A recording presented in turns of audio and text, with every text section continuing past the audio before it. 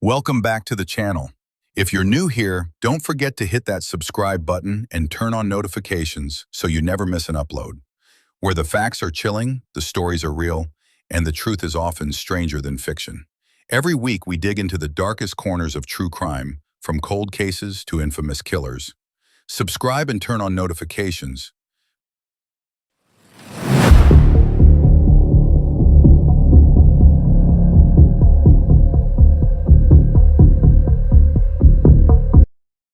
In 2013, Elisa Lam, a 21-year-old Canadian student, checked into the Cecil Hotel in downtown Los Angeles. It was supposed to be a stop on her solo trip to California, a chance to explore the city and recharge. But what happened to Elisa inside that hotel would shock the world and leave more questions than answers. Elisa was known to be an adventurous young woman with a bright future ahead. She was studying at the University of British Columbia and was traveling alone for the first time. The Cecil Hotel was an inexpensive option in the heart of Los Angeles, but it was also infamous. The hotel had a dark past, with a history of violence, suicides, and even connections to serial killers. But Elisa and her family likely didn't know much about the hotel's reputation when she booked her stay. On January 31st, Elisa was last seen by the hotel staff. She was acting a bit unusual, but nothing alarming at first. However, after she failed to check out and didn't contact her family, concerns began to rise. Her parents reported her missing, and a search began. One of the most haunting parts of this case is the security camera footage released by the LAPD. It shows Elisa inside one of the hotel's elevators, but her behavior is strange and unsettling.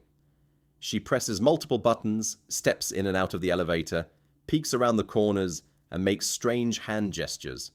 At times, she appears to be hiding or talking to someone who isn't visible in the video. The footage went viral, sparking countless theories about what was really happening inside the hotel.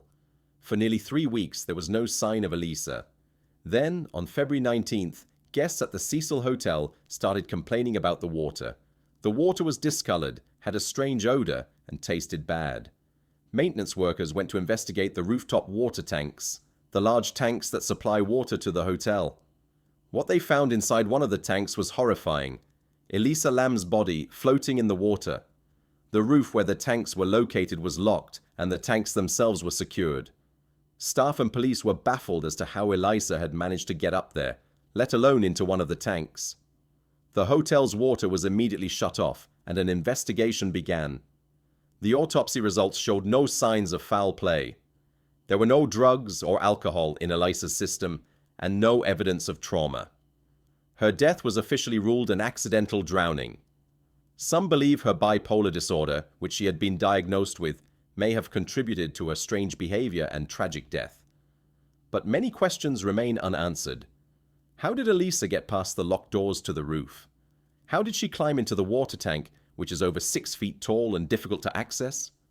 What was she doing in that elevator, acting as if she was hiding from someone?